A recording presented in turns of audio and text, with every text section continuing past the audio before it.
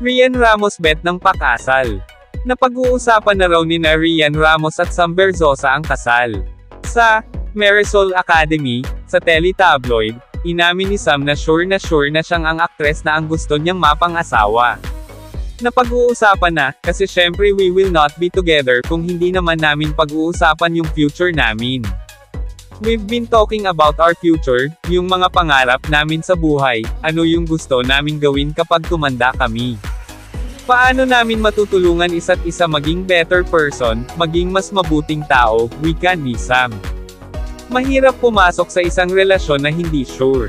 So, sure na sure talaga, dagdag pa ng entrepreneur turned congressman. Last 2022 ay naghiwalay sina Sam at Rian ngunit nagkabalikan. Marami kaming realization, marami kaming natutunan and nag-grow kami as a person. Mas nakilala namin ang isa't isa. Mas natuto kaming makipag-communicate, mas natuto kaming i-solve ang mga problema.